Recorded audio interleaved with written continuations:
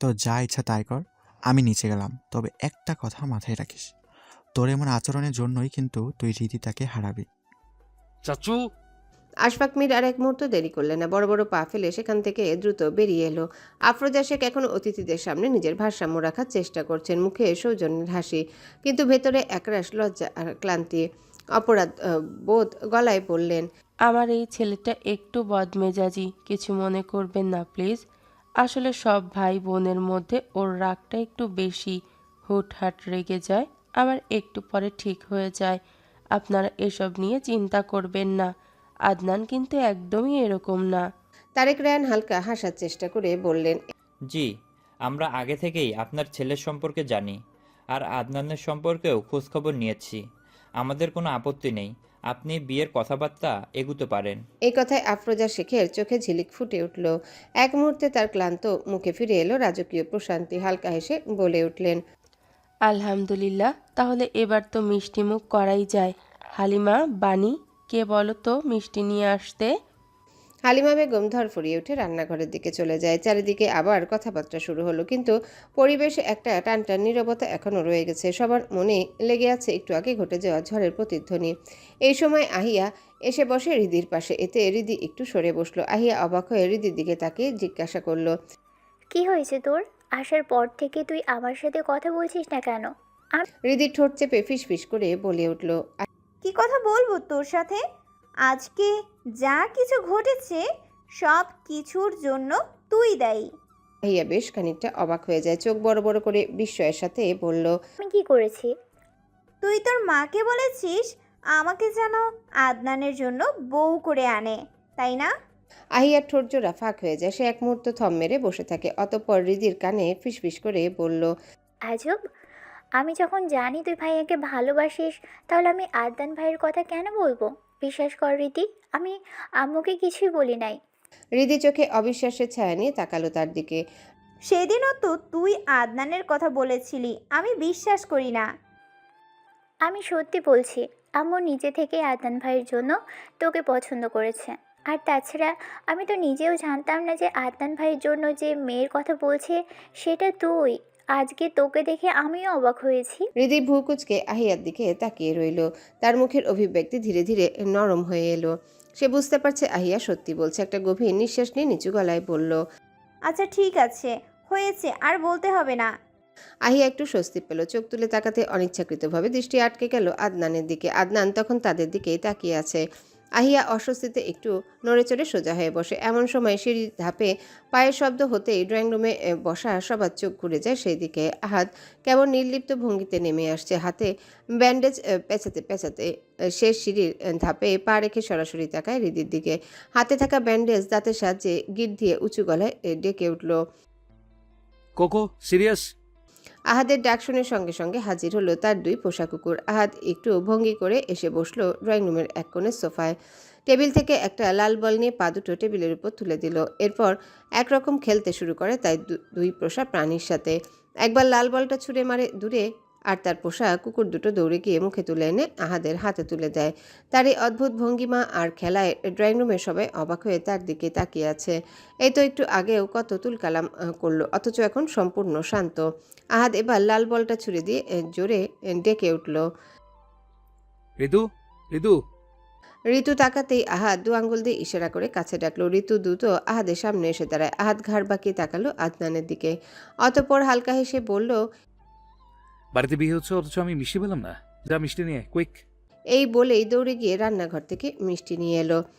ঠোঁট কামড়ে আহাদ মিষ্টির দিকে তাকিয়ে থেকে হঠাৎ জোরে হেসে উঠল, একটা উগ্র অচেনা হাসি। আফরোজা শেখ ছেলের এমন অদ্ভুত কাণ্ডে বিরক্ত হলেন। জ্বলন্ত দৃষ্টি নিক্ষেপ করতে আহাদ তার হাসি থামিয়ে দিল। এরপর একটা মিষ্টি তুলে নিয়ে আদনানের দিকে তাকিয়ে বৃদ্ধা আঙ্গুল দেখিয়ে রহস্যময় একটা হাসি দিয়ে বলল, বেস্ট অফ লাক ভাইয়া। আদনানের মুখ শক্ত হয়ে গেল, তার চোয়ালের পেশি টান টান। ভালোই করে বুঝতে পারলো আহাদ ভিতরে ভিতরে কোনো ষড়যন্ত্র করছে। আহাদ এবার তার পোষা কুকুরের গায়ে হাত বুলাতে বুলাতে বলল, তোরাও মিষ্টিমুখ করবি নাকি? হাগর, হাগর, হা হা হা হা হা।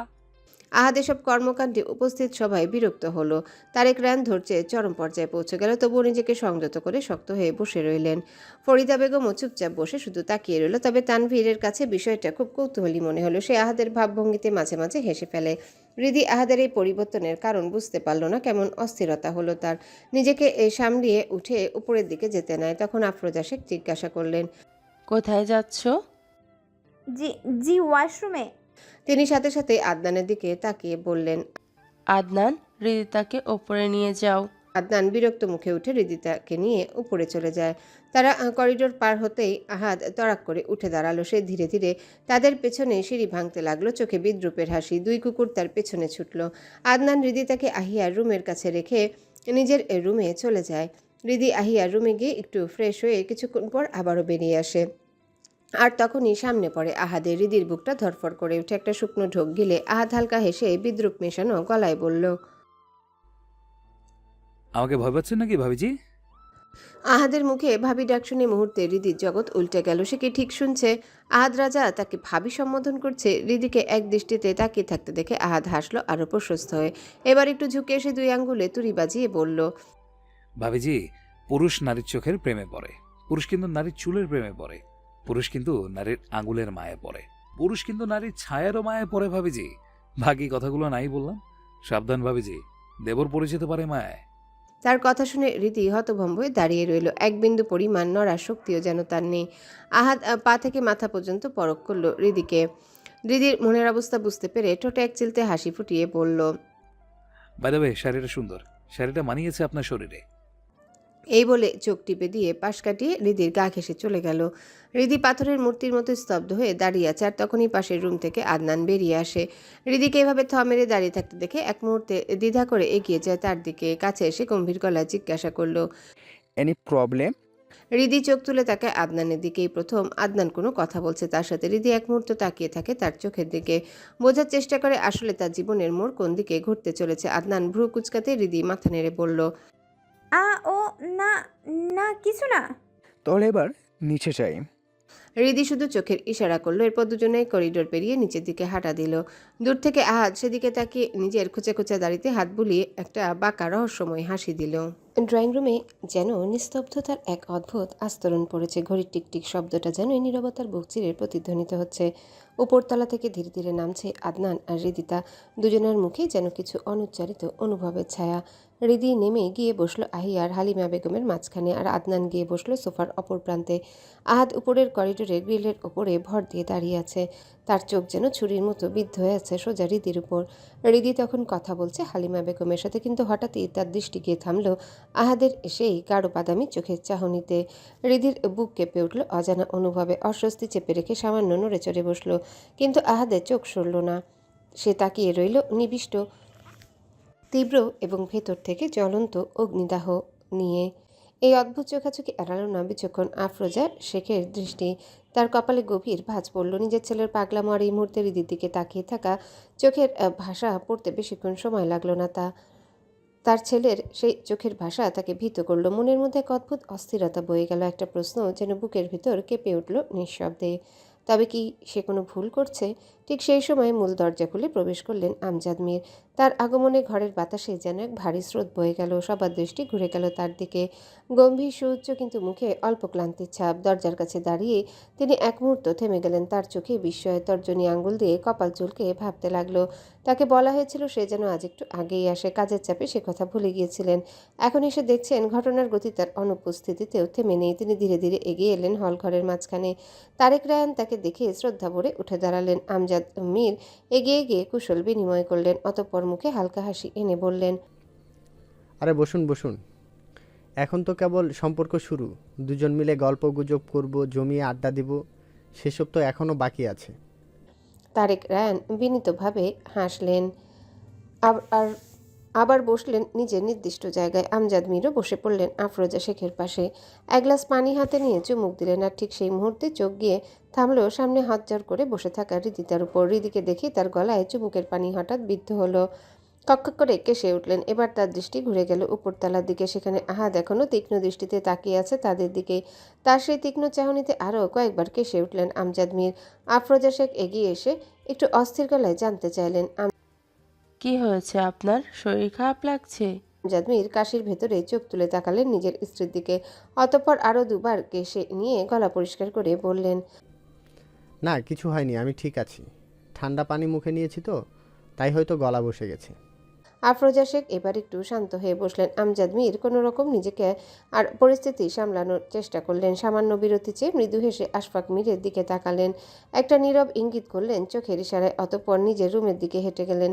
আশফাক বুঝে মাথা নেড়ে তার পিছু নিল। দরজা বন্ধ হতেই আমজাদ মীরের কণ্ঠ গর্জে উঠল। এসব কি হচ্ছে আশফাক? আদনানের সঙ্গে ওই মেয়ের বিয়ে ঠিক হয়েছে আর তোর ভাতিজা শান্তশিষ্ট হয়ে সেটা দেখছে। আশফাক মীর বিদ্রুপের ঠোঁট বেঁকিয়ে হেসে উঠল। তোমার ছেলে আর শান্তশিষ্ট? হাসালেন ভাইজান। বাড়িতে এসেই যে তুলকালাম করেছে সেটা দেখলে নিশ্চয়ই হার্ট অ্যাটাক করতেন। আমজাদ মীরের ভ্রু গাঢ় হলো, চোখ ছোট ছোট করে গভীর চিন্তা করে বললেন। তাহলে এখন হঠাৎ করে শান্ত হলো কেন? আমজাদ মীর বিরক্ত হয়ে গলা ভারী করলেন। এত তামাশা করার কি আছে? সবাইকে গিয়ে সত্যিটা বলে দিলেই তো ঝামেলা মিটে যায়। শুধু শুধু এত হরতাল করার মানে কি? একটু থেমে আবারও দৃঢ় স্বরে বললেন। আমি এখনই বিষয়টা ক্লিয়ার করে দিচ্ছি। এভাবে লুকোচুরি খেলে কোনো লাভ নেই।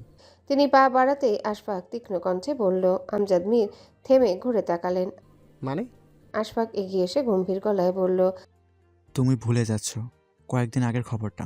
তোমার ছেলের জন্য রিদিতা মেয়েটা মাঝখান থেকে আহত হয়েছিল। আহাদের বয় এখন যদি তাদের সম্পর্ক নিয়ে কোনো নিউজ সামনে আসে, তাহলে নির্বাচনের আগে শত্রুরা রিদিকে টার্গেট করবে আহাদকে জব্দ করতে। তাই ও চাই নির্বাচন অবধি যেভাবে চলছে চলুক। আমজাদ মীর এক নিঃশ্বাস ফেলে বিরক্তিকর ভঙ্গিতে বললেন। নির্বাচন শেষ হলেই কি আমাদের শত্রুর সংখ্যা কমে যাবে আশফাক? রাজনীতির জগতে সারা জীবনই শত্রুদের আনাগোনা থাকবে। তাই বলে কি নিজেদের গুটিয়ে নিতে হবে? এত ভয় নিয়ে রাজনীতি করা যায় না আশফাক। তোমার ভাতিজাকে বুঝিয়ে দিস। তার কথা শেষ হতে না হতেই দরজার পাশে গম্ভীর গলায় শোনা গেল। আহাদ রাজা আল্লাহর দুনিয়ায় ভূত আর আল্লাহর বান্দিরে হারানোর ভয় ছাড়া অন্য কিচ্ছুকে ভয় পায় না। দুজন একসাথে চমকে তাকালেন দরজার দিকে। সেখানে দাঁড়িয়ে আছে আহাদ, দুই হাত পকেটে, চোখে একরাশ চ্যালেঞ্জ। আমজাদ মীর দ্রুত এগিয়ে এলেন। তাহলে কি এখন তুমি ঘরে বসে বসে এসব তামাশা দেখবে? অন্তত সবাইকে জানিয়ে রাখলে বিষয়টা এখানেই মিটমাট হয়ে যাবে। আহাদ সাথে সাথে জবাব দিল। এত সহজে সবকিছু মিটে যায় না বাবা। যদি তাই হতো আহাদ রাজা বসে বসে তার প্রেয়সীর বিয়ে দেখতো না। আমজাদ মীরের চোখ রাগে জ্বলে উঠল। তাহলে চাইছো কি তুমি? আহাদ বাবার দিকে তাকে একটা রহস্যময় হাসি দিল, অতঃপর ঝুঁকে এসে কৌতুকী গলায় বলল। আগে আগে দেখো হোতা হ্যায় ক্যা। এরপর ঘুরে দরজা ঠেলে বেরিয়ে গেল। সে দুই ভাই শুধু নির্বাক দৃষ্টিতে একে অপরের দিকে তাকিয়ে রইলেন। তারা বেশ ভালো করে বুঝতে পারল আহাদ তার খেলা শুরু করে দিয়েছে। ড্রয়িং রুমে একটা চাপা গুঞ্জন বইছে, যেন আনন্দের আড়ালে লুকিয়ে থাকা কোনো অচেনা আশঙ্কা। সবার মুখে হাসির রেখা। মাত্রই আদনান আর রিদির বিয়ের তারিখ নির্ধারিত হয়েছে। পরিবারের সবাইকে অবাক করে দিয়ে আদনান নিজেই বিয়ের তারিখ রেখেছে আজ থেকে ঠিক 3 দিন পর। তারেক রায়ানও দ্বিমত করেনি, কারণ তাদেরও তো গ্রামে ফিরে যেতে হবে। তাই এমন তাড়াহুড়োতেই যেন এক প্রকার স্বস্তি খুঁজে পেলেন। তবে আফরোজা শেখ প্রথমে রাজি হননি। নির্বাচন আর মাত্র 2 দিন পর, বাড়ির পুরুষেরা ঠিকঠাক মতো সময় দিতে পারবে না। এত ধকলের পর আবার বিয়ের অনুষ্ঠান। কিন্তু আদনান জানিয়েছে তার নাকি এই সপ্তাহের শেষে জার্মানি যেতে হবে। আর তার বাবা মা বলেছে বিয়ে করে বউ নিয়ে তবেই যেন যায়। এই কথাগুলোর পর আর কিছু বলার ছিল না। তাই আফরোজা শেখও বাধ্য হয়ে পরবর্তীতে মত দেন। যদিও সে নিজেই চেয়েছে আদনান আর রিদিতার বিয়েটা হোক, কিন্তু আজ যখন তার কথায় বাস্তবে পরিণত হচ্ছে, তখন তার মনটা কেমন খচখচ করছে। বারবার মনে হচ্ছে সে নিজের অজান্তে কিছু একটা ভুল করছে, অনেক বড় ভুল। হালিমা বেগম গভীরভাবে পর্যবেক্ষণ করতে লাগলেন পাশে বসা রিদিতাকে। কেমন মন মরা হয়ে বসে মেয়েটা, দেখে মনে হচ্ছে সবকিছুর প্রতি অনীহা তার। এমন সময় হঠাৎ সে খেয়াল করলেন রিদি বারবার চোখ পিটপিট করে ড্রয়িং রুমের কর্নারের দিকে তাকাচ্ছে। সেই দৃষ্টির অনুসরণ করতেই দেখল আহাদ টেবিলে পা তুলে বসে আছে। হাতে থাকা লাল বলটা এক হাত থেকে অন্য হাতে নিয়ে একরকম খেলছে ঠিকই, তবে তার দৃষ্টিও বিদ্ধ হয়ে আছে রিদিতার দিকে। হালিমা বেগম এবার একটু আহিয়ার কানের কাছে মুখ নিয়ে ফিসফিস করে বললেন। এই আহিয়া, আহাদা রিদিতার মধ্যে কি চলছে সত্যি সত্যি বলবি?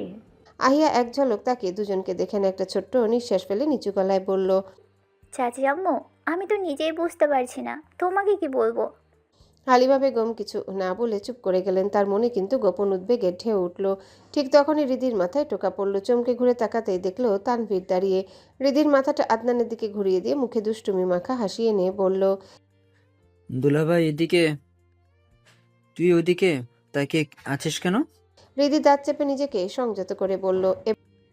তানভীর, আরেকবার আজে বাজে কথা বললে থাপ্পড় খাবি। এবার আহিয়াও ঘুরে তাকায় তানভীরের দিকে। তানভীর আহিয়ার দিকে তাকিয়ে ঠোঁটে হাসি এনে হাত নাড়িয়ে বলল। হ্যালো বিয়ান সাহেব, আপনার ভাবিকে সামলান।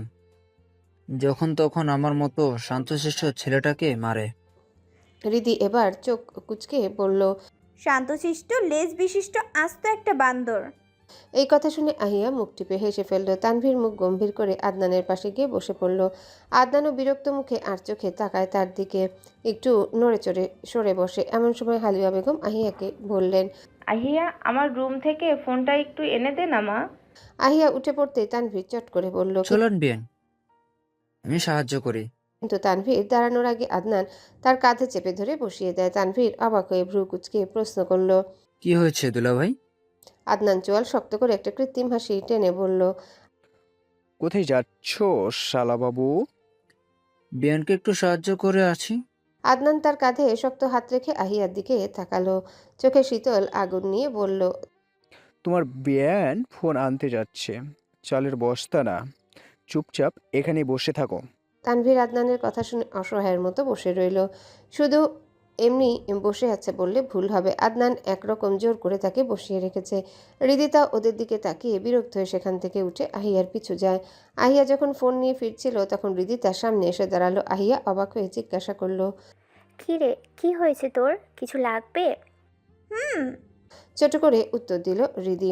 আহিয়া একটু কাছে এসে উদ্বেগ নিয়ে জিজ্ঞাসা করলো। কী লাগবে বল, আমি এনে দিয়েছি। হৃদি গলা কাঁপিয়ে মৃদুস্বরে বলল। তোর ভাইকে লাগবে, এনে দে।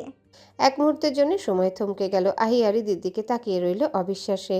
এত সহজভাবে যে হৃদি এইভাবে কথা বলবে সে ভাবেনি। হঠাৎ চোখ গেল দরজায় দাঁড়িয়ে থাকা আহাদের দিকে। তাকে দেখে হৃদির শরীরে কম্পন সৃষ্টি হয়। মনে মনে ভাবতে লাগলো, আহিয়াকে বলা কথাটা কি আহাদ শুনে ফেলেছে? দ্বিধাদ্বন্দ্বের মধ্যে পড়ল সে। এটা দেখে আহিয়ার মুখে এক চিলতে দুষ্টু হাসি ফুটে উঠল। সে দরজার দিকে এগিয়ে গিয়ে ভাইকে উদ্দেশ্য করে ঠোঁট বাঁকিয়ে পড়ল। তোমাকে ডাকছে রীতি, আমি চাচ্ছি আমার ফোনটা দিয়ে আসি। এই বলে আহিয়া দ্রুত সেখান থেকে বেরিয়ে যায়। হৃদি ঠোঁট কামড়ে দাঁড়িয়ে রইল। পা বাড়ানোর শক্তি যেন হারিয়ে ফেলেছে। এদিকে আহাদ ধীরে ধীরে এগিয়ে আসতে লাগলো তার দিকে। প্রতিটা পায়ের শব্দ যেন হৃদির বুকের ভিতর ধাক্কা দিচ্ছে। ভেতরটা কেমন ধরফর করছে। হৃদি এই জিভ দিয়ে ঠোঁট ভিজিয়ে নিল। এখনই বুঝি আহাদ তাকে কিছু বলবে। আহাদ কাছাকাছি আসতে হৃদি চোখ জোড়া শক্ত করে বন্ধ করে নিল। আহাদ সেদিকে তাকিয়ে থেকে ঠোঁট বাঁকিয়ে একটা হাসি দিয়ে তার পাশ কাটিয়ে সামনে গেল। কেবল বাতাস কেটে যাওয়ার মতো শব্দ হলো। হৃদি ধীরে এক চোখ খুলে দেখে আহাদ সামনে নেই। এরপর তড়াক করে ঘুরে দেখে আহাদ টেবিল থেকে ল্যাপটপ হাতে নিয়ে দরজার দিকে এগোচ্ছে। হৃদি কোনো কিছু না ভেবে ডেকে উঠল। শুনুন না। আহাদের পা দরজার সামনে আটকে যায়। ধীরে পেছনে ফিরল। একটা ভারী ঢোক গিলে মনে মনে ভাবলো, এই আল্লাহর বান্দি কি তাকে এভাবে ডেকে দুর্বল করার চেষ্টা করছে? দাঁত কিরমির করে ঠোঁটে বিদ্রুপ মাখা হাসি এনে বলল। আমাকে বলছেন ভাবিজি?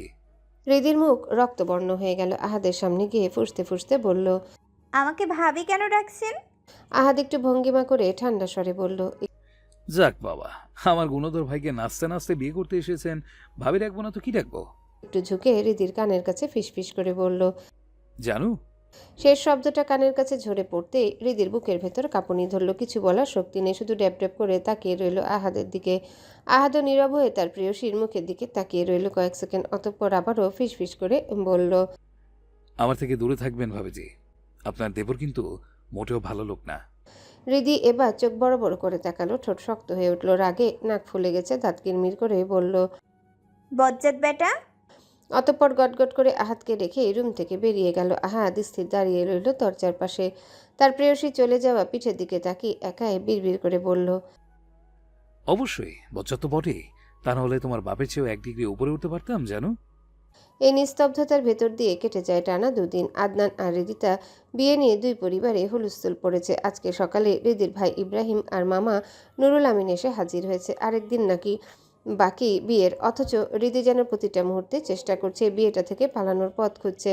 তার চোখে আতঙ্ক, মনে একটা অদ্ভুত স্থবিরতা। সে কোনোভাবে এই বিয়ে করবে না। আর এটা শুধু ঘুরে ঘুরে বলছে ঈশানীকে, কারণ আর কাউকে বলার সাহস নেই তার। যেখানে তার বাবা আহাদ রাজাকে পছন্দই করেন না, সেখানে তার সাথে বিয়ের কথা বলা মানে তৃতীয় বিশ্বযুদ্ধের আগমনী বার্তা। একটু আগে সবাই বিয়ে শপিং করে ফিরেছে, কিন্তু হৃদি যায়নি। অনেক বলার পরও সে নাকচ করে দিয়েছে। শরীর খারাপ বলায় কেউ আর জোরও করেনি।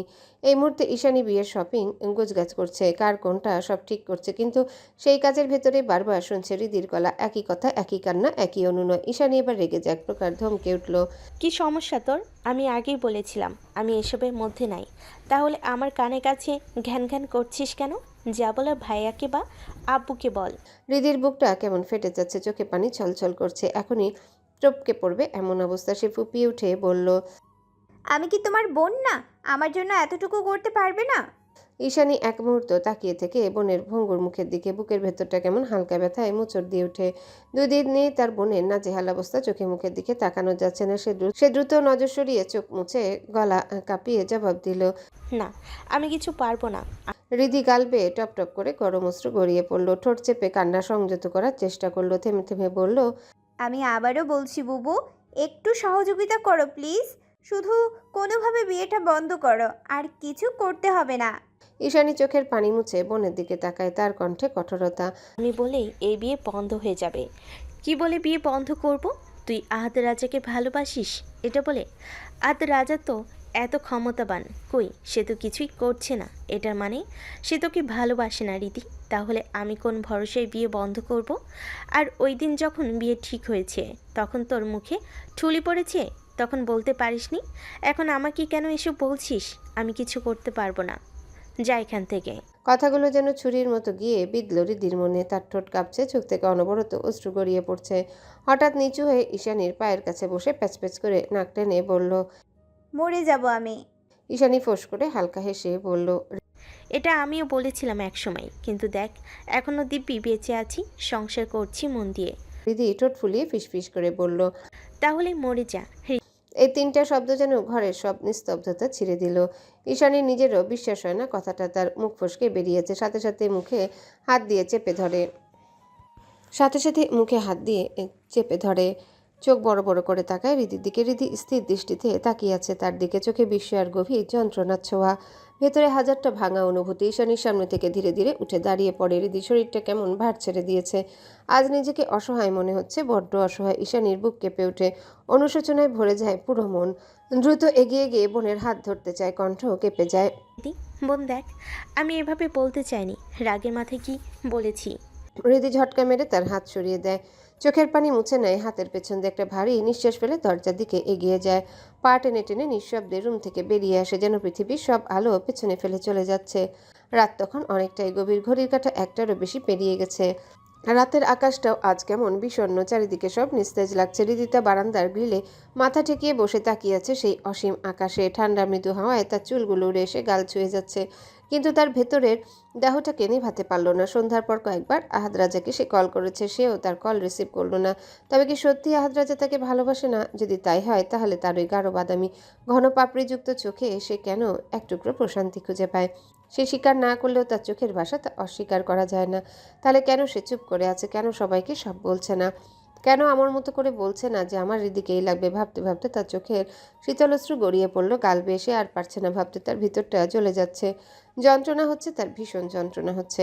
অবচেতনভাবে তার চোখ গেল নিচের দিকে। এক মুহূর্তের জন্য তার নিঃশ্বাস রোধ হয়ে আসে। সে কি ঠিক দেখছে? চোখ কচলে আবার তাকালো। আবছা আলোয় সেই অবয়ব চিনতে তার ভুল হলো না। আহাদ রাজা এসেছে সত্যি। হৃদির নিস্তেজ মুখে হঠাৎ প্রাণ ফিরে এলো। তার শুকনো ঠোঁটে এক চিলতে হাসির রেখা ফুটে উঠল। নিজের আবেগ নিয়ন্ত্রণ করতে না পেরে এক দৌড়ে বাসা থেকে বেরিয়ে গেল। নিচে আসতে দেখে আহাদ গাড়ির সাথে হেলে দাঁড়িয়ে আছে। হৃদিকে দেখে সোজা হয়ে দাঁড়ায়। হৃদি কেমন শুকিয়ে গেছে। মাত্র 2 দিনে এই অবস্থা। আহাদ তার প্রেয়সী সেই ভঙ্গুর মুখের দিকে আর তাকিয়ে থাকতে পারল না, নজর সরিয়ে নিল। হৃদি ছোট ছোট পা ফেলে কাছে আসতেই আহাদ দ্রুত ঘুরে গেল। হৃদি তার ভঙ্গুর কণ্ঠে পিছু ডাকলো, যদি চলেই যাবেন তাহলে এলেন কেন? আহাদের বুকে সেই কণ্ঠস্বর তীরের মতো বিঁধল। একটা ঢোক গলদ্ধকরণ করতে নিয়েও পারল না, আটকে গেল গলায়। বহু কষ্টে একটা শব্দ বের করলো, নেওনি। হৃদি আর একটু কাছে গিয়ে আহাদের পিঠের দিকে তাকিয়ে ভাঙা ভাঙা শব্দে বলল, আল্লাহর দুনিয়ায় এমনি বলতে কিছু হয় না। কেন এসেছেন বলুন না। আহাদ বুকে ব্যথা নিয়েও হেসে ফেলল, একটা করুণ ভাঙা হাসি। তবে মুহূর্তে হাসি মিলিয়ে গেল। ছোট করে বলল, বললাম তো এমনই। হঠাৎ পেছন থেকে নাক টেনে টেনে কান্নার আওয়াজ আসলো। আহাদ আর দাঁড়িয়ে থাকতে পারল না, দ্রুত গাড়িতে উঠে মুহূর্তে মিলিয়ে গেল রাতের আলো আধারিতে। একবারও ফিরে তাকালো না হৃদির দিকে। হৃদি তখনও সেখানে পাথরের মূর্তির মতো দাঁড়িয়ে আছে। হঠাৎ পেছন থেকে ভেসে এলো একটা বিস্ময়কর কণ্ঠস্বর। রিধি, হৃদি ধীরে ধীরে ঘুরে তাকালো। তানভীর দাঁড়িয়ে আছে মাত্র কয়েক ফুট দূরে। হৃদি যখন তড়িঘড়ি করে বেরিয়ে এসে বাসা থেকে, তখন ড্রয়িং রুমে বসে বসে ফোন স্ক্রল করছিল তানভীর। হৃদিকে এভাবে এত রাতে বাসা থেকে ছুটে বের হতে দেখে পিছু নেয়, আর এসে এমন কিছু দেখবে আশা করেনি। হৃদির দিকে একটু এগিয়ে যায় তানভীর। হৃদি তখনও একইভাবে দাঁড়িয়ে আছে, সব কিছুই ঝিম দিয়ে আসছে চোখের সামনে, সব ঝাপসা। নিঃশ্বাস নিতে কষ্ট হচ্ছে তার। বুকে চাপড়া মেরে জোরে জোরে কয়েকবার নিঃশ্বাস নেওয়ার চেষ্টা করলো। তানভীর কাছে এসে ধমকে উঠল। এসব কি রিধি? তুই এত রাতে বাইরে এসে? কথা শেষ হওয়ার আগে ধপ করে রাস্তায় পড়ে যায় হৃদি। কাটা মুরগির মতো ছটফট করতে লাগলো। মুখ দিয়ে সাদা ফেনার মতো কিছু একটা বের হয়ে আসছে, চোখ বড় বড় হয়ে গেছে, নিঃশ্বাস বন্ধ হয়ে আসছে। তানভীর এক মুহূর্তের জন্য থমকে যায়। হৃদির এই ভয়ঙ্কর পরিণতি দেখে তার শরীর সমস্তটাই কেঁপে উঠল। রাত যত গভীর হচ্ছে, নিস্তব্ধতা ততই ভারী হয়ে নেমে এসেছে শহরের বুকে। রাস্তায় ল্যাম্পপোস্টের হলুদ আভা কেবল ধোঁয়াটে আলো ছড়িয়ে দিচ্ছে, চারিদিকে নীরব। কিন্তু সেই নীরবতা হঠাৎই চিরে ফেলল তানভীরের চিৎকার। রিধি, রিধি কি হয়েছে তোর? চোখ খোল, চোখ খোল রিধি, রিধি। তানভীরের হাঁকডাক চেঁচামেচিতে বাসা থেকে সবাই দৌড়ে বেরিয়ে আসার এসে এই ভয়ঙ্কর দৃশ্য চোখে পড়ে। সবাই একসাথে জমে গেল জায়গায়। হৃদি রাস্তায় পড়ে ছটফট করছে, চোখ উল্টে যাচ্ছে, মুখ থেকে গোঙানির মতো আওয়াজ বেরোচ্ছে, আর ফ্যানার মতো থুতু বেরিয়ে আসছে। এক একটা নিঃশ্বাস যেন মৃত্যুর সাথে লড়াই করছে। ইব্রাহিম দৌড়ে এসে বোনের পাশে বসলো, তার মুখে হাত রাখতেই শরীরটা ঝাটকা মারল। কাঁপা কাঁপা কণ্ঠে বলল, রিধি, রিধি আমার দিকে তাকা, শান্ত হ, কিছু হয়নি তোর, শান্ত হ রিধি। ঈশানীর পা থেমে যায়, বুকের ভিতর আছড়ে পড়ল অজানা আতঙ্ক। ধীরে ধীরে গিয়ে বসে হৃদির মাথার কাছে। হৃদির নিঃশ্বাস তখন ক্রমশ ক্ষীণ হয়ে আসছে, চোখের কোণে ঘন অশ্রু জমে আছে, মুখ কাঁপছে অদ্ভুতভাবে। ঈশানী হাত বাড়িয়ে বোনের মাথায় হাত রাখলো। এই তো ঘণ্টাখানেক আগেও সে বোনের মৃত্যু চেয়েছে, যদিও ইচ্ছাকৃতভাবে বলেনি, অথচ এখন তার বোন তার সামনে মৃত্যু যন্ত্রণায় ছটফট করছে। ঈশানীর সামনে ছটফট করতে করতে একসময় নিস্তেজ হয়ে গেল তার বোনের দেহটা। ঈশানী ঢোক গিলতে পারছে না, মনে হচ্ছে কেউ তার গলা টিপে ধরেছে। এমন দৃশ্য এনে তৃতীয়বার তোর চোখের সামনে ঘটেছে। সে সব কিছু জেনে বুঝে কি করে পারল বোনকে এমন কঠিন কথাটা বলতে। নিজের উপরই রাগ হলো খুব। নিয়ন্ত্রণ হারিয়ে হু হু করে কেঁদে উঠল। ইতিমধ্যে সাইরেনের আওয়াজ ভেসে এলো, লাল আলো ঝলমল করে উঠল, রাস্তায় অ্যাম্বুলেন্স চলে এসেছে। ইব্রাহিম দৃঢ় হাতে নিজের বোনকে কোলে তুলে নেয়। চারিদিকে হাহাকার। ফরিদা বেগম উতলা হয়ে গেলেন, অঝরে কাঁদতে লাগলেন। মেয়ের এই করুণ অবস্থা দেখে সুমন আর হৃদির মামা মিলে সবাইকে সামলানোর চেষ্টা করছে। হৃদির মামা নিজের ছেলের দিকে তাকিয়ে ধমকে উঠলেন, তানভীর কি করেছে ওর সাথে? ও কি দেখে ভয় পেয়েছে? তানভীরের চোখ ঝাপসা হয়ে এলো। তার চোখ এমন করুণ দৃশ্য নিতে পারল না। কয়েক ফোঁটা অশ্রুও গড়িয়ে পড়ল। হৃদির উপাধি দেওয়া শান্তশিষ্ট লেজ বিশিষ্ট তানভীরের একটা ঢোক গলাধ্যকরণ করে গলা কাঁপিয়ে বলল, আমি কিছু করিনি। আমি বুঝতে পারিনি এমন এমন কিছু ঘটবে। তুই কিছু না করলে ওর এই দশাটা কি করে হলো? আমি সত্যিই কিছু করিনি। আমরা তো একটু হাঁটতে বেরিয়েছিলাম শুধু, কিন্তু হঠাৎ করে ও পরে গিয়ে এমন।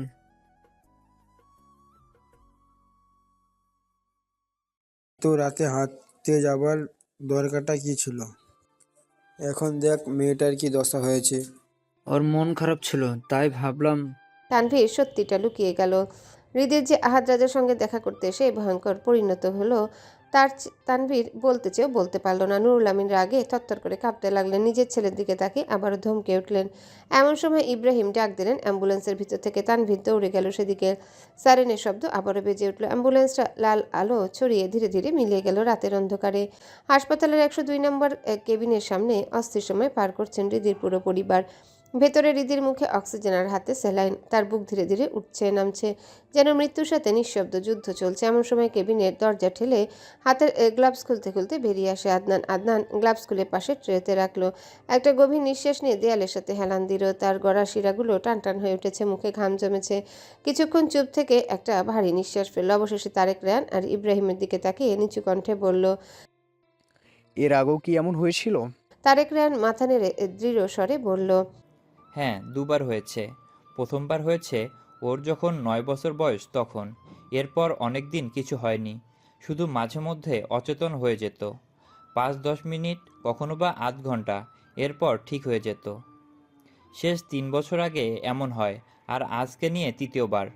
আদনান ঠোঁট কামড়ে ধরল। তার চোখে যেন অপরাধ বোধের ছায়া ঘন হয়ে উঠেছে।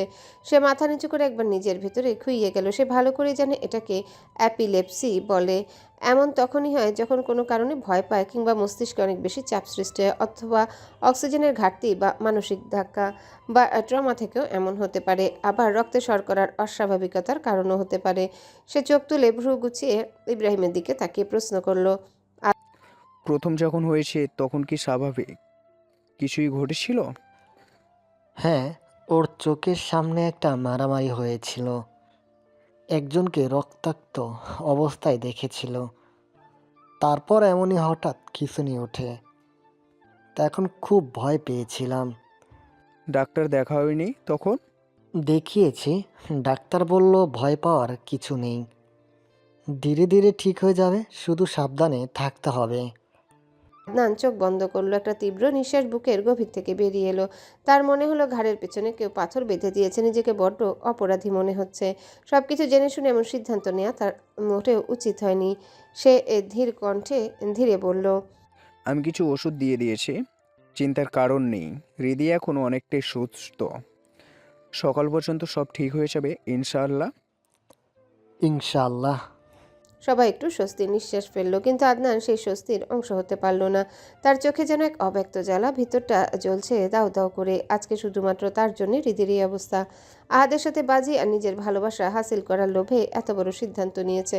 তাদের দুই ভাইয়ের লড়াই মেয়েটার উপর কেমন প্রভাব পড়তে পারে সেটা একবারও চিন্তা করেনি। এতটা নির্দয় সে কবে হলো? ভাবতে ভাবতে হাসপাতাল থেকে দ্রুত বেরিয়ে আসে আদনান। তখন রাতে শেষ প্রহর চলছে। পার্ক করা গাড়ির সাথে হেলে বিষণ্ণ আকাশের দিকে তাকিয়ে আছে। চোখ ঝোড়া ভিজে উঠেছে। অজান্তেই বুকে একটা তীব্র ব্যথা অনুভব করলো। সে তো এমনিতেও হৃদিকে বিয়ে করতো না, শুধু আহাতকে জব্দ করে আহিয়াকে চেয়ে নিত। কিন্তু এখন সবকিছু ওলটপালট হয়ে গেল। তার করা একটা ভুল সিদ্ধান্তের জন্য কতগুলো জীবন কষ্ট পাচ্ছে। এখন হৃদি সুস্থ হলে সে কি করে হৃদির সামনে গিয়ে দাঁড়াবে, কি করে ক্ষমা চাইবে? সব থেকে বড় কথা, হৃদির বাবাকে এখন কি জবাব দিবে? কি বলবে যে আমি আপনার মেয়েকে বিয়ে করব না? আদনান প্রচণ্ড মাথা যন্ত্রণায় কপাল চেপে ধরল। শার্টের কলার টেনে একটু স্বস্তি নিঃশ্বাস নেওয়ার চেষ্টা করলো, তবে পারল না। একটা নিঃশ্বাস বুকে এসে আটকে গেল তার। সে এখন কি করবে? একদিকে নিজের এত বছরের ভালোবাসা না পাওয়ার যন্ত্রণা, অন্যদিকে অপরাধ বোধ, সব মিলিয়ে যেন ধ্বংসাত্মে কাঠগড়ায় দাঁড়িয়ে আছে। আর সহ্য করতে না পেরে পকেট থেকে একটা সিগারেট বের করে কাপা কাপা হাতে জ্বালিয়ে নিল। প্রথম ধোয়ার কুণ্ডলি ছাড়তেই মনে হলো ভিতরের যন্ত্রণা যেন আরও গভীর হয়ে উঠেছে। মাথা উঁচু করে তাকিয়ে রইল আকাশের দিকে। সেখানে অসীম অন্ধকার, একটাও তারা নেই, শুধু ফ্যাকাশে চাঁদ ধূসর আলো ছড়িয়ে রেখেছে বিষণ্ণ জগতের বুকে। সূর্যের তপ্ত রোদ পড়েছে শহরের বুকে। আজ সকাল থেকেই গোটা দেশ জুড়ে রমরমা শোরগোল পড়ে আছে। বহু বিতর্ক, বহু ঝড়ঝাপটা পেরিয়ে অবশেষে এসেছে সেই কাঙ্ক্ষিত দিন। প্রতিটা বিভাগে, প্রতিটি কেন্দ্রে চলছে ভোট গ্রহণের ব্যস্ততা।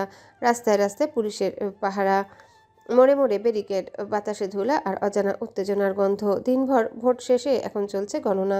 প্রতিটা কেন্দ্রের ফলাফল ঘোষণা করবেন স্থানীয় রিটার্নিং অফিসার। শহর নিঃশব্দ, কিন্তু সেই নীরবতার ভেতর লুকিয়ে আছে এক বিস্ফোরিত প্রতীক্ষা। হৃদিতা অধীর আগ্রহ নিয়ে বসে আছে নিজের রুমে। জানালার গ্রিলে মাথা ঠেকিয়ে রেখেছে। এক হাতে গালে ভর, অন্য হাতটা ঢিলে ঢালা ভঙ্গিতে নিচে ঝুলে আছে। চোখের দৃষ্টি স্থির, অথচ শূন্য। গোটা জগৎটাই তার কাছে বিষাদময় লাগছে। আশেপাশের কাউকে সহ্য হচ্ছে না তার, তবুও তার বুক কাঁপছে এক অনির্বচনীয় আশায়। কখন আহাদ রাজার বিজয়ী হওয়ার ঘোষণা হবে? রাইসা কয়েকবার এসে ডেকে গেছে, কিন্তু হৃদির যেন চোখের পলকও পড়ল না। চেতনা ফেরার পর থেকে ঈশানীর সাথে একটা কথাও বলল না। সবার কথার জবাব হুঁ হাতেই দিলেও ঈশানীর কথার কোনো জবাব দিল না। ঈশানী প্রতিবার ব্যর্থ হয়েছে। শেষবার তো ঈশানী কথা বলতে এলে সরাসরি তার মুখের উপর দরজা বন্ধ করে দিয়েছে। এখন আবার দরজায় কড়া পড়তে হৃদি বিরক্ত হয় খানিকটা। চোখ কুঁচকে তাকালো দরজার দিকে। মনে মনে ভাবলো নিশ্চয়ই ঈশানী আবার এসেছে, তাই থ মেরে বসে রইল। কিন্তু আবারও জোরে কড়াঘাত পড়তে হৃদি রেগে গিয়ে দরজা খুলতে খুলতে ঝাঁঝ মেশানো গলায় খেকিয়ে উঠল, কি সমস্যা? আমি তো বলেছি ভালো লাগছে না। কথা সম্পূর্ণ করার আগেই থেমে গেল। দরজায় দাঁড়িয়ে আছে ইব্রাহিম। তাকে দেখে হৃদির মুখের অভিব্যক্তি বদলে গেল তৎক্ষণাৎ। ধীরে গিয়ে বিছানার কোণায় বসলো, দুই হাত জড়ো করে রাখলো কোলের মধ্যে। ইব্রাহিম এক মুহূর্ত তাকিয়ে থেকে এসে বোনের পাশে বসলো।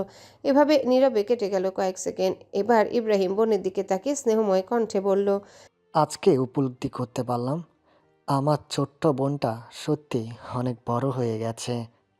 কথা লুকাতে শিখে গেছে, আবদার করা ভুলে গেছে। হৃদি কোনো কথা বলল না। চোখের দৃষ্টি তখনও নিচের দিকে, কিন্তু চোখের কোণে অজানা এক ঝিলিক। শুধু চুপচাপ শুনতে লাগলো। তার কণ্ঠটা ধীরে ধীরে ভারী হয়ে এলো। একটু নীরব থেকে জিজ্ঞাসা করলো, হৃদি, আমি জানি না তোর কি হয়েছে, আবারও কেন তোকে সে যন্ত্রণা সহ্য করতে হচ্ছে। আমি শুধু এইটুকু বলতে চাই, তোর কিছু বলার থাকলে, চাওয়ার থাকলে নির্দ্বিধায় বল। আমি ভাইয়া সবটুকু দিয়ে চেষ্টা করব তোর ইচ্ছা পূরণ করার, ঠিক আগের মতো। রিদির শরীর হালকা কম্পিত হলো। এক চিলতে দ্বিধা নিয়ে ওষ্ঠজোড়া চেপে রাখলো, যেন ভেতরের কান্নাটা আটকে রাখতে চায়। মনে মনে বিড়বিড় করলো, আমি কি আবদার করব? আবদার করে কাকে চাইব? যাকে চাইবে সেই তো আমাকে ফেলে চলে গেছে, সে তো আমাকে চায় না। ইব্রাহিম বুঝতে পারলো বোনের ভেতরে টানাপোড়ান। সে ধীরে রিদির কাঁধে হাত রাখলো, মৃদু কণ্ঠে জানতে চাইলো। কি হলো, শরীর খারাপ লাগছে? রিদি হাতের উল্টো পিঠ দিয়ে চোখ মুছে মাথা নাড়ল। না, কিছু না, আমি ঠিক আছি ভাইয়া। আমাকে নিয়ে শুধু শুধু চিন্তা করার দরকার নেই। ঠিক আছে, তুই রেস্ট কর, কিছু লাগলে বলিস। চোখের ইশারা করতে ইব্রাহিম রুম থেকে বেরিয়ে যায়। রিদির বুকের ভেতর আবারও সেই অস্বস্তিকর ব্যথা জেগে উঠল। রিদি বিছানা থেকে নেমে মেঝেতে বসে পড়ল। চিবুক ঠেকায় বেডের কর্নারের সাথে সামনে থাকা ফোনটা হাতে নিয়ে আহাদের একটা ছবি বের করে স্থির নয়নে তাকিয়ে রইল। এই মানুষটার জন্য এত এত ভালোবাসা তার বুকে কখন কবে বাসা বাঁধল? এই প্রশ্নের উত্তর সে নিজেও দিতে পারল না। ধীরে ধীরে আঙ্গুল বাড়িয়ে দিল স্ক্রিনের দিকে। আহাদের মুখের উপর আঙ্গুল রেখে স্পর্শ করলো হালকা করে। স্ক্রিনের ঠান্ডা আলোয় আঙ্গুলের ডগা কেঁপে উঠল। একটা দীর্ঘ নিঃশ্বাস ফেলে বিড়বিড় করলো, আপনি যদি আমার না হন তাহলে সুখের অসুখ হোক আপনার নিত্য সঙ্গী। জ্বলতে জ্বলতে বুঝুন ভালোবাসা কাকে বলে। না পাওয়ার আগুনে পুড়ুক আপনার নিঃশ্বাস, যেভাবে আমি পড়ছি আপনার নিস্পৃহ নির্বাস। এই কথাগুলো বলতে গিয়ে ঠোঁট কাঁপল রিদির। চোখ থেকে শীতল অশ্রু গড়িয়ে পড়ল। জানালার পর্দার ফাঁকা দিয়ে বিকেলের এক ফালি কমলা রোদ এসে পড়ল তার মুখে। হাত বাড়িয়ে সেই আলোটাকে ছুঁয়ে দিতে চাইল, কিন্তু স্পর্শ করতে পারল না। হঠাৎ ফোনের টুং শব্দে বিচলিত হয়ে চোখ রাখে স্ক্রিনে আনিকার মেসেজ। তোর আহাত রাজা জিতে গেছে রিধি। এক নিমিষে যেন নিঃশ্বাস বন্ধ হয়ে আসে তার। মুহূর্তে আবার অবচেতনভাবে তার শুকনো ঠোঁটের কোণে একটা হাসি ফুটে উঠল। বিড়বিড় করে বলে, আমার আহাত রাজা। রাত 11টা পেরিয়ে গেছে। নির্বাচন কমিশনের সামনে তখন উৎসবের আমেজ। কিছু সময় পূর্বে দেশের সার্বিক ফলাফল ঘোষণা করা হয় প্রধান কার্যালয়ে। সেই খবর শুনে আহাদ রাজা তার দলীয় নেতাকর্মীদের সঙ্গে করে নিজের দলীয় কার্যালয় থেকে বেরিয়ে আসে। তার সাদা পাঞ্জাবিটা ঘামে ভিজে শরীরের সাথে লেপ্টে আছে। চোখে নিদ্রাহীন ক্লান্তি, কিন্তু মুখে একটা বিজয়ের হাসি। তাদের দেখে গেটের বাইরে দাঁড়িয়ে থাকা শত শত মানুষ এক মুহূর্তে ফেটে পড়ে উল্লাসে। ঢোল বাজিয়ে বাজিয়ে স্লোগান দিচ্ছে। আহাদের ছোকরা ছেলে ফেলেরা কয়েকজন মিলে তাকে উপরে তুলে নেয়। এরপর রাস্তায় নেমে পড়ে বিজয় মিছিল নিয়ে। আকাশে আতশবাজি, ঝলকানি আর হই হুল্লোড়ে পুরো শহর কেঁপে উঠল। কত শত যুদ্ধ অতিক্রম করে তাদের দলটা আজ বিজয় ছিনিয়ে নিয়েছে। আহাদ সেই ভিড়ের মাঝেও থেমে যায় এক মুহূর্তের জন্য। চোখ তুলে তাকায় আকাশের দিকে। মনে পড়ে যায় তার দাদুর বলা সেই কথাগুলো। ক্ষমতা আসে যায়, কিন্তু মানুষের বিশ্বাস ফিরে পেতে বছর লাগে।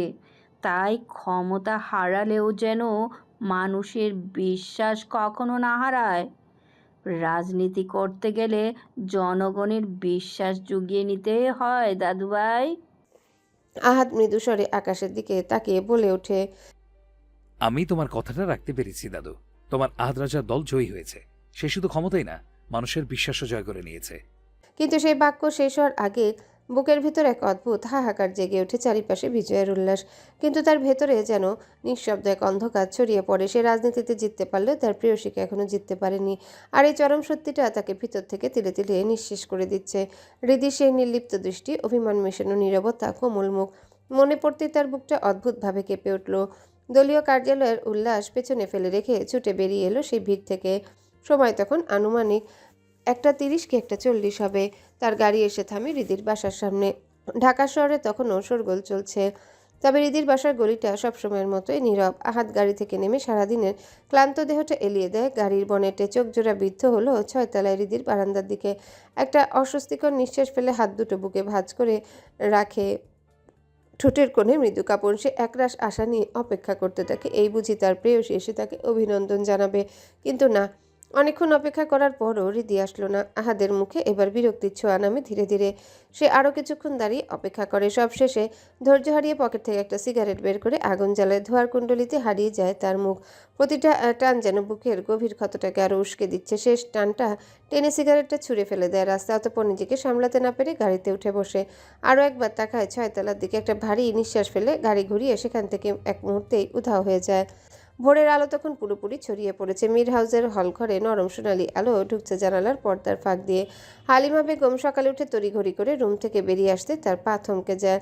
হলঘরের দৃশ্য দেখে তার চোখ কপালে উঠে গেল। হলঘরের অবস্থা একেবারে যুদ্ধক্ষেত্রের মতো। সোফার কুশন ছড়িয়ে ছিটিয়ে আছে, সেন্টার টেবিলে বই আর কাগজপত্র ছড়ানো। আর সব থেকে বিস্ময়কর হলো সোফার উপর বুঁদ হয়ে পড়ে আছে আহাদ। তার চুল এলোমেলো, মুখে ক্লান্তির ছাপ। এক হাত নিচে ঝুলে মেঝেতে এসে ঠেকেছে, হাতের কাছে একটা অ্যালকোহলের শেষ হওয়া বোতল। হালিমা বেগমের বুকটা কেঁপে উঠল। আহাদের এই অবস্থা তার জন্য নতুন নয়, তবে আজকে একটু বেশি ছন্নছাড়া লাগছে। হালিমা বেগম দ্রুত দৌড়ে আসে, এক হাত রেখে কাজ ঝাঁকিয়ে ডাকলেন, আহাদ, আহাদ বাবা, ওঠ। কোনো সাড়া নেই। হালিমা বেগম এবার একটু জোরে কাজ ঝাঁকালেন। আহাদ এবার একটু নড়ে চড়ে উঠল, চোখ আধা খোলা, মাথা ভারী, হালকা হাত উঁচু করে ঘুম আর নেশায় ভরা কণ্ঠ। হুম। একটা অস্পষ্ট শব্দ করে আবারও ভারী নিঃশ্বাস ফেলল সে। হালিমা এবার একটু কড়া গলায় বললেন, এ কি হাল করেছিস নিজের? আপা দেখলে রেগে যাবে তো। ওঠ না, অনেক বেলা হয়েছে।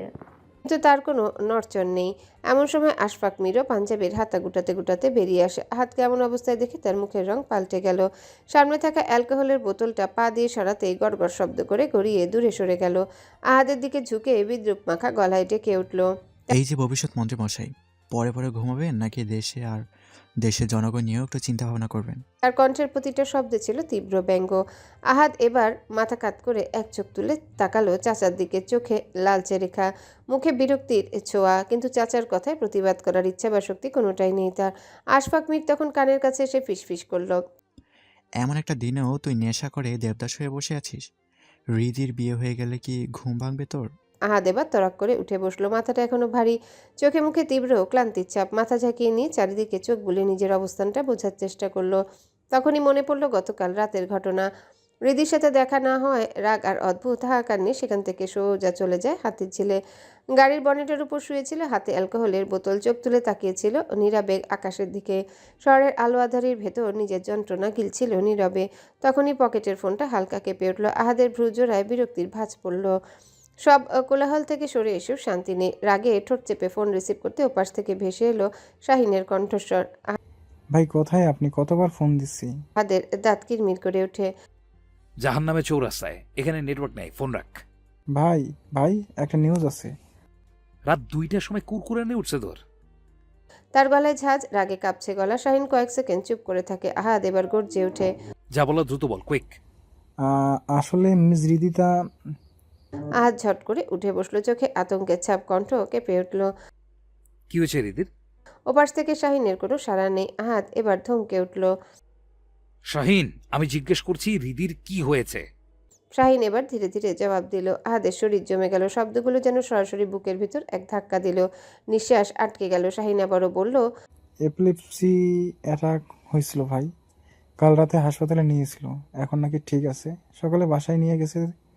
আপনি চিন্তা করেন না ভাই, আমি খবর রাখতেছি। ভাই ভাই। ফোনের ওপাশে শাহিনের ডাক শোনা যাচ্ছিল, কিন্তু আহাদ ততক্ষণে কল কেটে দিয়েছে। তার বুকের ভিতরে এক অদৃশ্য বিস্ফোরণ ঘটে গেল। চোখের সামনে ভাসছে রিদির মলিন মুখ। হাত শক্ত করে মুষ্টিবদ্ধ করে গাড়ির জানালায় আঘাত করলো।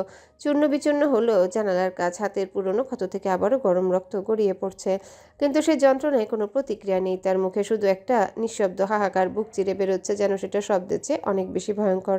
বোতলটা হাতে নিয়ে আবারও চুমুক দেয় একের পর এক, যেন প্রতিটা চুমুকের সঙ্গে নিজের অস্থিরতা গিলে ফেলে। বাসায় ফিরেও নিজেকে থামাতে পারেনি। মাত্রা হারিয়ে সব কিছু এলোমেলো করে দিয়েছে। তার প্রভাবে এখনও তার মাথাটা ঝিমঝিম করছে। এমন সময় নিঃশব্দে সিঁড়ি বেয়ে নেমে আসে আদনান। আদনানকে দেখে আহাদের রক্ত মাথাচাড়া দিয়ে উঠল। কোনো অগ্রিম বার্তা ছাড়াই ঝড়ের বেগে উঠে আদনানের কলার টেনে ধরে। কেউ কিছু বুঝে ওঠার আগে একের পর এক ঘুষি বসিয়ে দেয়। তার মুখে তখন আগুন জ্বলছে, চোখে হিংস্র উন্মাদনা। তার এই বিস্ফোরণে বাড়ির সবাই দৌড়ে আসে। তার হঠাৎ এমন কাণ্ডে সবাই হতবিহ্বল হয়ে যায়। আহাদ আর একটা ঘুষি মেরে সিংহের মতো গর্জন করে উঠল, তোর সাহস হলো কি করে? হ্যাঁ, সাহস হলো কি করে আহাদ রাজা থেকে তার প্রিয়সীকে ছিনিয়ে নেওয়ার? এই বলে আরও একটা ঘুষি বসিয়ে দেয়। আদনান টাল খেয়ে মেঝেতে পড়তে পড়তে নিজেকে সামলালো। প্রচণ্ড রাগে বুক উঠানামা করছে তার। আবার আদনানের কলার টেনে ধরলো, তাতে দাঁত চেপে গর্জে উঠল, তোর জন্য, শুধুমাত্র তোর জন্য আজকে আমার রিদির এই অবস্থা। মেরে তোর চেহারার নকশা পাল্টাই দেবো আমি। আফরোজা শেখ এগিয়ে ছাড়ানোর চেষ্টা করেন, তবে ব্যর্থ হয়ে একরকম ধমকে উঠলেন, আহাদ ছাড়ো ওকে। কি করছো? ছাড়ো বলছি। আহাদ জ্বলন্ত চোখে তাকায় মায়ের দিকে। কপালের শিরাগুলো নীলচে বর্ণ ধারণ করেছে, চোয়াল শক্ত, দাঁত কিরমির করছে, কিন্তু আদনানকে ছাড়লো না। আদনান এবার ঝটকা মেরে নিজেকে ছাড়িয়ে নিয়ে শার্ট ঠিক করতে করতে বলল, আমি জানতাম না হৃদির এমন কিছু হতে পারে। জানলে আমি কখনোই রাজি হতাম না। তোর কি মনে হয়েছে আমি তোকে এই বিয়ে করতে দিতাম? আদনান ঠোঁট কামড়ে হালকা হাসলো। আমি এমনটাই বিয়ে করতাম না। হৃদিকে বিয়ে করার কোনো ইচ্ছেই আমার ছিল না। আমাকে এসব করতে তুই বাধ্য করেছিলি। আহাদ আবার তেড়ে যায় তার দিকে, তবে মাঝখানে বাদ সেজে দাঁড়ায় আশফাক মির। এতে আহাদ চাচার উপর ফুঁসে উঠল, চাচু, সরে যাও সামনে থেকে। আমি ওকে মেরে চালের ড্রামে ঢুকিয়ে রাখবো বলে দিলাম। চুপ থাক, আসছে চালের ড্রামে ঢুকায় রাখতে। আশফাক মির হালকা ধমকে সুরে বললেন কথাটা, কিন্তু এতে আহাদের কোনো হেলদোল নেই। সে সজোরে একটা লাথি মারল ডান পাশের সোফায়। সোফাটা হালকা কাত হয়ে পড়ল। হালিমা বেগম আর আহিয়া ভয় পেয়ে একটু পিছিয়ে গেল। আফরোজা শেখ এবার গর্জে ওঠেন, তুমি কি পাগল হয়ে গেছো? এইভাবে হিংস্র পশুর মতো আচরণ করছো কেন? আমজাদ মির ঠোঁট বাঁকিয়ে হেসে উঠলেন, নিজের ছেলের না হওয়া বউকে ভাসুরের ছেলের হাতে দিতে চাও, আর ভাবছো তোমার ছেলে ভেজা বেড়াল হয়ে সেটা দেখবে? স্বামীর এই কথায় বিচলিত হলেন না, বরং একটুখানি সোজা হয়ে বসলেন, মুখে কঠোরতা এনে বললেন, তাহলে আমি যেটা সন্দেহ করেছিলাম সেটাই ঠিক? বরং তার এই কথায় সবাই চমকে তাকায় তার দিকে। আমজাদ মির ভ্রু কুঁচকে জিজ্ঞাসা করেন, মানে তুমি জানতে? হালকা হাসলো আফরোজা শেখ।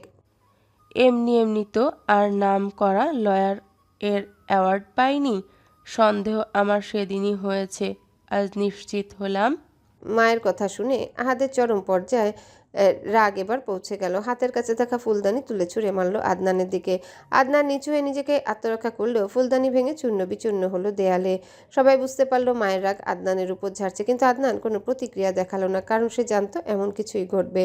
তাছাড়া তার বলার ভাষা নেই। আহাদ তো ঠিকই বলেছে, সব তার জন্যই হয়েছে। আমজাদ মির এবার দৃঢ় কণ্ঠে বললেন, এবার এখন নিশ্চিন্ত হয়েছ? এখন এই বিয়ের গুটিটা ঘুরিয়ে দাও আফরোজা, তা না হলে আবার আমার বিয়ের গুটি ঘুরে যাবে। মানে? ভ্রুকুচকে জানতে চাইল আফরোজা শেখ। আমজাদ মির ছেলের দিকে তাকালেন, দুবার গলা খাকারি দিয়ে বললেন, কিছু না, তুমি হৃদির বাবাকে ফোন করে বলে দাও এই বিয়ে হবে না। বিয়ে হবে, আর আজই হবে। আহাদের কর্কশ কণ্ঠে বজ্রপাতের মতো চমকে যায়। আহাদ দুদিকে ঘাটটা ঘুরিয়ে নিয়ে আরাম নেওয়ার চেষ্টা করে, অতঃপর ধীরে সোফায় গিয়ে বসলো। পা তুলে দুই হাত ছড়িয়ে আশফাক মির কাছে এসে জিজ্ঞাসা করলো, বিয়ে হবে মানে তুই চাইছিসটা কি বলতো? আহাদ এক ঝলক সবার দিকে তাকালো, চোখে এক অদ্ভুত দীপ্তি, একটা রহস্যময় হাসি দিয়ে বলল, বউ চাই চাচু, কিন্তু আমার না হওয়া বউয়ের একমাত্র বাপটা আমার পথে বাধা হয়ে দাঁড়িয়েছে। সে কিছুতেই আমার আর হৃদির বিয়ে মেনে নেবে না। আহিয়া বিস্মিত হয়ে ভাইয়ার পাশে বসলো, উৎকণ্ঠা স্বরে জানতে চাইলো, তুমি কি করে বুঝলে ভাইয়া? আহাদ একটা বাঁকা হাসি দিয়ে বলল, সেদিনই বুঝে গেছি, যখন শ্বশুরমশাই আমাকে তার মেয়ের কাছ থেকে দূরে থাকতে বলেছিলেন। তার চোখে আমার প্রতি এমন একরাশ বিরক্তি দেখেছি। আশফাক মির এবার কাছে এসে বলল, তাহলে এবার কি করবি? বেশি কিছু না চাচু, জাস্ট ছোট্ট একটা ডেমো দেখাবো শ্বশুরমশাইকে। বলে একটা বাঁকা রহস্যময় হাসি দিল আহাদ। অতঃপর উঠে একরকম হাত পা ছুড়ে একরকম নাচতে নাচতে উপরে চলে গেল। মুখে একটা গুনগুনি শোনা যাচ্ছে। পেছনে সবাই হতভম্ব মুখে তার চলে যাওয়ার ভঙ্গিমার দিকে তাকিয়ে রইল। আহাদ উপরে যেতে পুরো হল ঘরে ক্ষণিকের জন্য নিস্তব্ধতা ভর করে। আফরোজা শেখ ভারী নিঃশ্বাস ফেলে বসলেন নিজের চেয়ারে। তার কপালে দুশ্চিন্তার ভাঁজ, চোখের কোণে রাগ আর অসহায়তার মিশ্র ছাপ। একরকম দোটানায় পড়লেন। এক হাতে কপাল চেপে ধরলেন, যেন নিজের ধৈর্যটাকে সামাল দেওয়ার চেষ্টা করছে। আমজাদ মির ধীরে ধীরে এগিয়ে এসে তার পাশে বসলেন। স্ত্রীর মুখের দিকে তাকিয়ে কিছুক্ষণ চুপ করে রইলেন, অতঃপর মৃদু কণ্ঠে জিজ্ঞাসা করলেন, কি ভাবছো আফরোজা? তোমার মুখটা এমন দেখাচ্ছ কেন? আফরোজা শেখ স্বামীর কথায় মাথা তুলে তাকায় তার দিকে। চিকন প্রেমীর চশমাটা দু আঙ্গুল দিয়ে ঠেলে ঠিক করে নিয়ে বললেন, ভাবছি এখন হৃদি তার বাবাকে কি জবাব দেব। আমজাদ মির হালকা হাসলেন, যেন কিছুই ঘটেনি এমন ভঙ্গিতে বললেন, এটা নিয়ে এত ভাবাভাবির কি আছে আফরোজা? যা হওয়ার কথা ছিল সেটাই হচ্ছে। কথাটা শুনেই আফরোজা শেখের ভ্রুজোড়া কুঁচকে গেল। ঠোঁটে ক্ষীণ রাগে রেখা ফুটে উঠল, কণ্ঠে গাম্ভীর্য আর অভিমান মেশানো স্বর। সব চিন্তা ভাবনা তো আমারই, তাই না? আমি হৃদি তার বাবাকে ডেকেছি, বিয়ের কথাবার্তা আমি বলেছি, এখন প্রতারণাও আমি করছি। আর এই সব কিছু হয়েছে আপনার জন্য মন্ত্রীমশাই। আমজাদ মির একটু হকচকিয়ে বললেন, যাক বাবা, আমি আবার কি করলাম? ছেলের যত দোষ আমার ঘাড়ে চাপাচ্ছ। আফরোজা শেখ এবার স্বর উঁচু করলেন। আপনি সব জানতেন। আপনি যদি আমাকে আগেই বলতেন তাহলে পানি এত দূর গড়ায় না। এখন আমি রিদিতার বাবাকে মুখ দেখাবো কিভাবে? তারা কি ভাববে আমার সম্পর্কে? একজন আইনজীবী হয়েও আমি প্রতারণা করেছি তাদের সাথে। আমজাদ মীর নিরুপায় কণ্ঠে বললেন। তোমার ছেলে আমাকে হুমকি দিয়ে মুখ বন্ধ করে রেখেছিল আফরোজা। কি করে বলতাম? আর প্রতারণা কেন বলছো? বিয়ে তো হচ্ছেই। হচ্ছে, কিন্তু যেভাবে হচ্ছে তা প্রতারণা ছাড়া কিছু না। এক ছেলেকে দেখিয়ে অন্য ছেলের সঙ্গে বিয়ে, ভাবতেই পারছি না আমি। কি যে হবে আল্লাহই জানে। আহিয়া তখন পাশে বসে কথা শুনছিল। মায়ের এই কথা শুনে হালকা হেসে বলল, কি আর হবে, 2 পাগল মিলে এখন পুরো পাগল হবে। হলঘরের এক কোণে বুকশেলফে হেলান দিয়ে দাঁড়িয়েছিল আদনান। আহিয়ার কথায় তার ঠোঁটের কোণে হালকা এক তির্যক হাসি ফুটে উঠল। আশফাক মীর এতক্ষণ চুপচাপ বসেছিল। এবার আফরোজা শেখকে সান্ত্বনার আশ্বাস দিয়ে গম্ভীরভাবে বলল, তুমি এটা নিয়ে শুধু শুধু চিন্তা করবে না তো ভাবি। যা হওয়ার হবে সেটা সময় হলে দেখা যাবে। আশফাক ঠিক বলেছে, তুমি চিন্তা করো না, ভরসা রাখো আমার উপর। এই বলে তিনি স্ত্রীর হাতে আশ্বাসের হাত রাখলেন। আফরোজা শেখ আর কিছু বললেন না। চোখ বন্ধ করে পিছনে চেয়ার একটু হেলে বসলেন, যেন ভেতরের অস্থিরতাকে সামলে নিচ্ছেন। আশফাক মীর এবার পাশে দাঁড়িয়ে থাকা হালিমা বেগমের দিকে এক ঝলক তাকিয়ে নিজের রুমে চলে গেলেন। 2 মিনিটও যায়নি ঘর থেকে চিৎকার ভেসে এলো, হালিমা, হালিমা, একটু আসো তো। হালিমা বেগম তখন গ্লাসে পানি ঢালছিলেন। আহিয়ার হাতে গ্লাসটা দিয়ে তাড়াহুড়ো করে এক প্রকার দৌড়ে গেলেন। রুমে ঢুকেই থমকে গেলেন। পুরো ঘর এলোমেলো করে কাপড় ছড়িয়ে ছিটিয়ে রেখেছে। হালিমার চোখে বিস্ময়ে বড় হয়ে গেল। এ কি হাল করেছো ঘরের? আশফাক মীর আলমারির সামনে দাঁড়িয়ে বিরক্ত মুখে ঘুরে তাকালেন। আমার ক্রিম কালারের পাঞ্জাবিটা কই? পাচ্ছি না কেন? হালিমা নির্লিপ্ত ভঙ্গিতে মেঝেতে পড়ে থাকা কাপড় তুলতে তুলতে বললেন, বানিয়াপার ছেলেকে দিয়ে দিচ্ছি। সাথে সাথে আশফাক মীর চেঁচিয়ে উঠল, কি? আমি একদিনও পড়লাম না আর তুমি সেটা দিয়ে দিলা? পড়ো না বলেই তো দিয়ে দিচ্ছি, অযথা পড়ে আছে। অযথা? আমি এখন কি পরে যাব তোমার গুণধর বাতিজার বিয়েতে? হালিমা কপাল ভাঁজ করে বললেন, কেন, তোমার কাপড়ের অভাব? তাহলে আমার একটা শাড়ি নাও। আশফাক মীর স্থির হয়ে দাঁড়িয়েছে, একদৃষ্টিতে তাকিয়েছে হালিমার দিকে। হালিমা কাপড় গুছাতে ব্যস্ত থাকার ভান করলেও বুঝতে পারছিলেন স্বামীর দৃষ্টি তার উপর স্থির হয়ে আছে। শেষে বিরক্ত হয়ে হাতের কাপড়গুলো আলমারিতে রেখে ঘুরে তাকিয়ে প্রশ্ন করল, এইভাবে তাকিয়ে আছো কেন? চোখ দিয়ে গিলে খাবা নাকি? এভাবে বলতে পারলে আমাকে? আমার পছন্দের পাঞ্জাবি ছিল সেটা। আচ্ছা, গত সপ্তাহে কে বলেছিল এই পাঞ্জাবিটা ভালো না? আর আজ বলছো পছন্দের ছিল? এত তাড়াতাড়ি মুড়ে যাও কি করে? 2 দিন পর তো বলবে আমাকেও ভালো লাগছে না।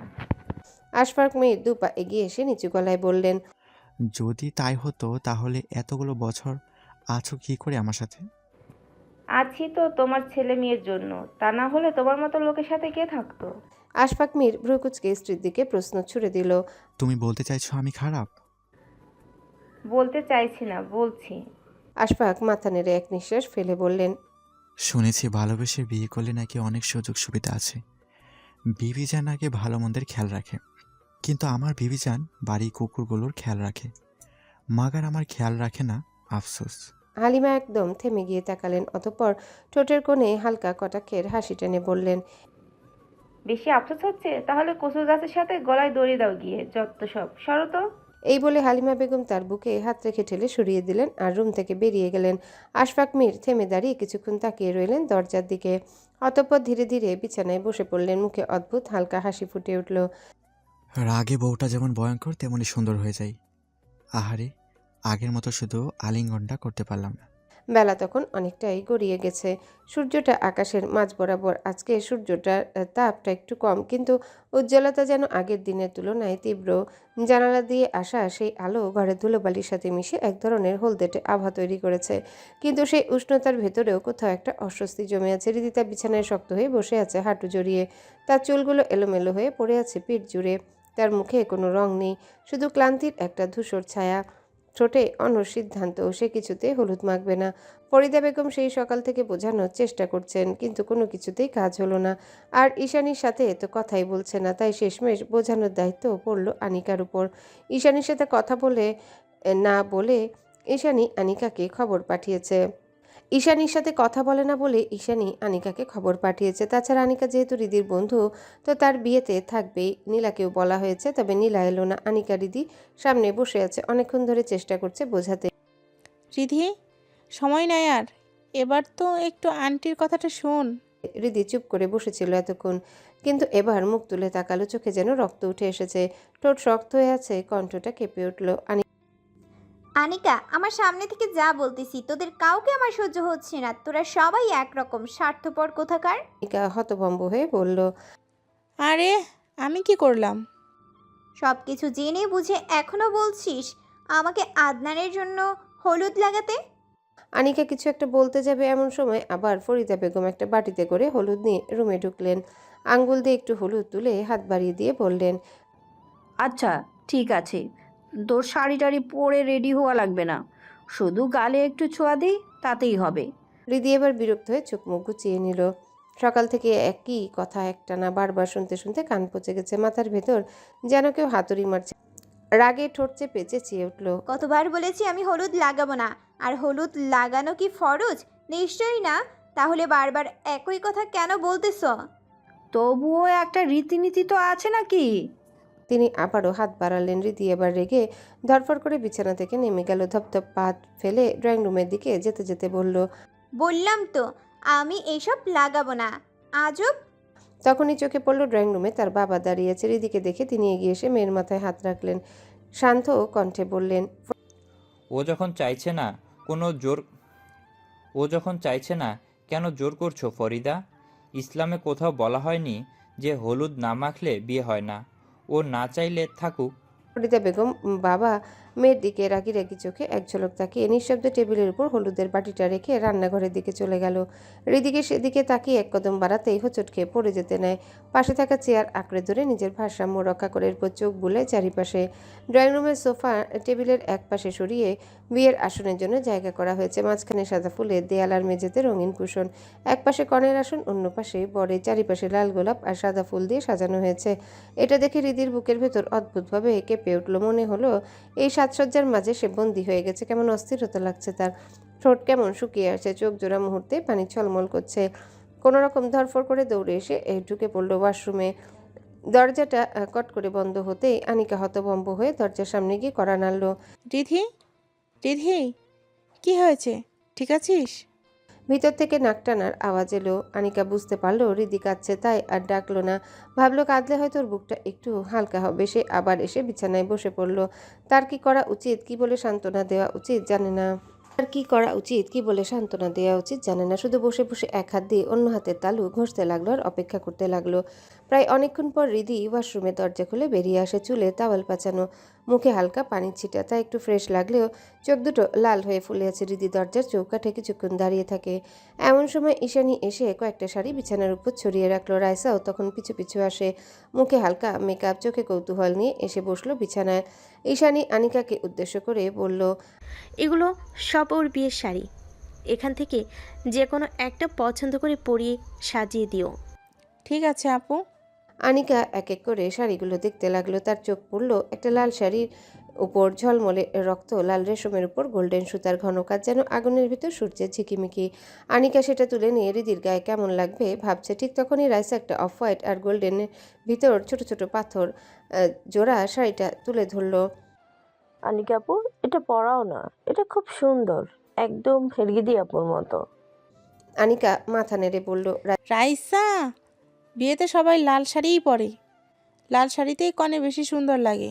রাইসা ঠোঁট উল্টে বলল, আজকাল আর কেউ লাল শাড়ি পরে না আপু, সব সেলিব্রিটিরা এখন অফ হোয়াইট প্যান্ডেল আকশির কালারই পরে। এই লালটা পুরনো হয়ে গেছে। কার যুক্তি খুঁজে পেল না। আসলে আজকাল বিয়েতে সাদা, ক্রিম, হালকা গোলাপি এসব রঙই বেশি চলে। ঐতিহ্যিক লালটা তেমন দেখা যায় না, তাই রাইসার দেওয়া শাড়িটা তুলে নেয়। তখনই হঠাৎ রিদি আনিকার বাছাই করা লাল ঝলমল শাড়িটা তুলে গলা কাঁপিয়ে উঠল, এটা পরিয়ে দে। রাইসা আর আনিকা দুজনেই হতবাক হয়ে একে অপরের দিকে তাকালো। যে মেয়েটা হলুদ মাখবে না, বিয়ে করবে না বলে থ মেরে বসেছিল, এখন নিজেই লাল শাড়ি পরে বউ সাজতে চাইছে। আনিকার মনে সন্দেহ হলো। তাদের এভাবে তাকিয়ে থাকতে দেখে রিদি এবার একটু ধমকে সুরে বলল, এভাবে তাকিয়ে আছিস কেন? বললাম তো এটা পরিয়ে দিতে। আনিকা শাড়িটা হাতে নিয়ে উঠে পড়ে। এরপর রাইসার আনিকা দীর্ঘ সময় নিয়ে হৃদিকে সাজাতে শুরু করলো। চুলগুলো আলতো করে খুলে দিল, গলায় পাতলা সোনার হার, কপালে ছোট টিকলি, ঠোঁটে হালকা রং, মুখটা অদ্ভুত শান্ত, কিন্তু সেই শান্তির নিচে এক অচেনা ঝড় বইছে। ঈশানী আর ফরিদা বেগম মাঝে মধ্যে উকি দিয়ে দেখে যাচ্ছেন। সাজানো শেষে হৃদিতাকে ধরে আয়নার সামনে এসে দাঁড় করালো আনিকা। হালকা আলোয় ভেসে উঠল লাল শাড়িতে এক কোণে। হৃদি নিজের প্রতিফলনের দিকে তাকিয়ে থাকে কিছুক্ষণ, বুকটা কাঁপছে, শ্বাস নিতে কষ্ট হচ্ছে। আয়নার ভেতরে যেন এক অন্যজনকে দেখছে, একজন অপরিচিতা নারী যে লাল শাড়ি পরে আছে অথচ ভেতরে ভেতরে মৃত। এমন সময় ঈশানীর ডাকে রাইসার আনিকা রুম থেকে বেরিয়ে যায়। হৃদি তখন আরও এক পা এগিয়ে যায় আয়নার দিকে। বুকে অদ্ভুত কম্পনে ঢেউ উঠেছে, ওষ্ঠজোড়া কাঁপছে, তিরতির করে চোখ জোড়া মুহূর্তে ভিজে উঠল। মনে পড়ল আহাদের সেই ভয়ঙ্কর কথাটা। আমার অনুমতি ছাড়া যদি আর কখনো লাল শাড়ি পরেছিস, তাহলে তোর ওই লাল শাড়ি আমি সাদা কাফনের কাপড়ে পরিণত করব। হৃদির আয়নায় নিজের প্রতিবিম্বের দিকে তাকে ঠোঁট ফুলিয়ে ডুকরে কেঁদে উঠল। কই দেখুন, আমি তো লাল শাড়ি পরেছি, আপনার অনুমতি ছাড়াই পরেছি। তাহলে আপনি কেন আসছেন না? কেন আসছেন না আমার এই লাল শাড়ি কাফনের কাপড়ে পরিণত করতে? আমার অস্তিত্ব হচ্ছে এই লাল রঙটা আমার গায়ে আগুনের মতো জ্বলছে, বিশ্বাস করুন। স্বস্তি পাচ্ছি না আমি।